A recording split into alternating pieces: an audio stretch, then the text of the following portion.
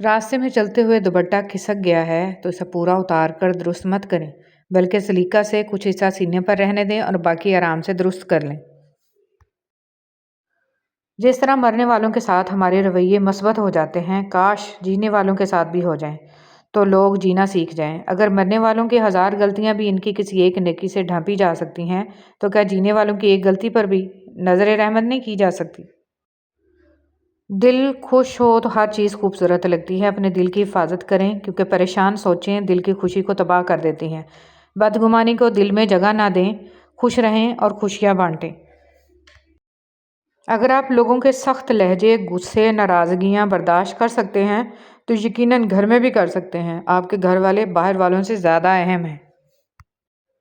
بدشگونی شرک ہے۔ صدقہ و خیرات زیادہ دیتے ہیں تاکہ ان کے بچوں پر آفات نہ آئیں۔ ایسا سوچنا بالکل غلط ہے۔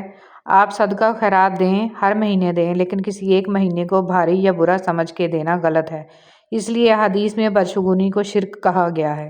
اپنے آپ کو اس شرک سے بچائیں، بدگمانیوں سے، توہم پرستیوں سے بچیں، اپنے اللہ پر کامل یقین رکھیں، اس کی بنائی تقدیر پر راضی رہیں۔ اچھا سوچیں، اچھا گمان رکھیں اور خوش رہیں۔ اللہ پاک ہم سب کو ہر قسم کی بدگمانیوں اور توہم پرستیوں سے محفوظ رکھے، آمین۔ حضرت علی رضی اللہ تعالیٰ عنہ نے فرمایا، کسی کی تباہ حالی پر خوش نہ ہو، خبر نہیں کل زمانہ تمہارے ساتھ بھی یہی برتاؤ کرے۔ کوئی بھی شخص کسی دوسرے کی جگہ کو نہیں بھر سکتا۔ دلوں میں جگہیں بھی فنگر پرنٹس کی طرح ہوتی ہیں جو کبھی کسی سے میچ نہیں ہوتی۔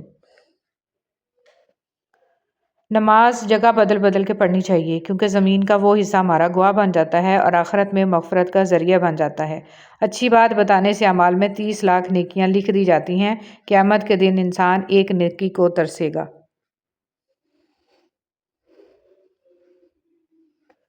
اصل قربانی تو باپ اور بیٹے کی گفتگو تھی۔ دمبا کی قربانی تو اس کا فدیہ تھی۔ ہمیں دمبا یاد رہا، گفتگو یاد نہ رہی۔ لوہا کبھی خراب نہیں ہوتا، وہ ہمیشہ اپنے ہی زنگ سے برباد ہوتا ہے۔ اسی طرح انسان کو کوئی برباد نہیں کر سکتا، اس کی سوچ اور دوسروں سے امیدیں ہی اسے برباد کرتی ہیں۔ ہر روز رات 10 بجے سے 10:20 کے لمحات ایسے ہیں کہ ان میں درود شریف پڑھنے کی بے حد فضیلت ہے۔ جب تم اللہ کے دربار میں اپنی بے بسی ظاہر کر کے اور اللہ کی طاقت کا واسطہ دے کر دعا مانگو گے تو پھر دیکھنا کیا سے کیا ہو جائے گا۔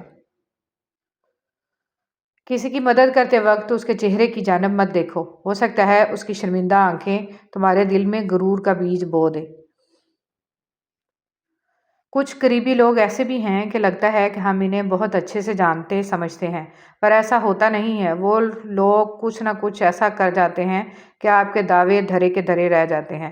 پچھتاوا ہونے لگتا ہے کہ ہم تو انہیں 0% بھی نہیں جانتے۔ تنگ دستی کوئی گناہ نہیں ہے، گناہ تو یہ ہے کہ تم مالدار بن کر دوسروں کی توہین کرو۔ روح کی تھکن بہت شدید اور ظالم ہوتی ہے۔ بے تحاشا کام جسم کو تھکا دیتا ہے اور لامحدود اور لا حاصل خواہشیں روح کو۔ ایک چھوٹی مگر کڑوی بات، دوسروں کو شیطان کہنے سے کہیں بہتر ہے کہ ہم خود انسان بن جائیں۔ ہم کتنی آسانی سے توبہ کر کے 2 سجدے کر کے یہ سمجھتے ہیں کہ فرض ادا ہو گیا، مگر کبھی یہ سوچا قبولیت کی ضمانت کون دے گا؟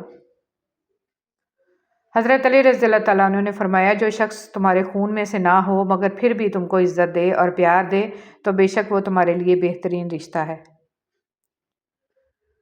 کبھی کبھی ہم لوگوں کو زیادہ مقام دے کر بگاڑ دیتے ہیں۔ اگر وہ لوگ کم ظرف نکلیں تو وہ بدلہ میں ہماری آنکھیں آنسوؤں اور دل درد سے بھر دیتے ہیں۔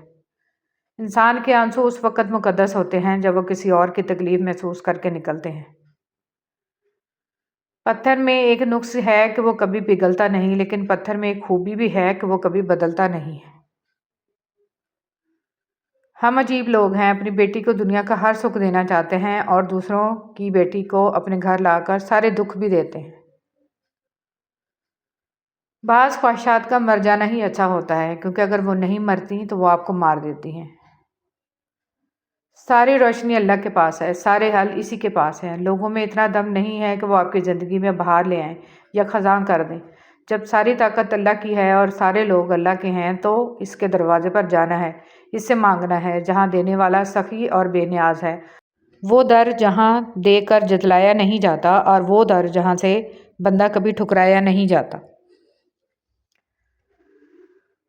اپنے رویوں کو نرم رکھیں، کہیں فاصلہ محسوس ہو تو خود نزدیک ہو جائیں، سبب پوچھ لیں، کوئی خاموش لگے تو بات کا آغاز کر لیں، ہو سکتا ہے جسے آپ دوسرے شخص کی انا سمجھ رہے ہوں وہ اس کی ڈپریشن ہو، جس خاموشی کو قطع تعلقی سمجھ رہے ہیں وہ خود سے شکست ہو۔ پہل کر لیں، تعلق جوڑنے میں، رابطہ کرنے میں، مسکرانے میں، کسی کو زندگی کی طرف واپس لانے میں۔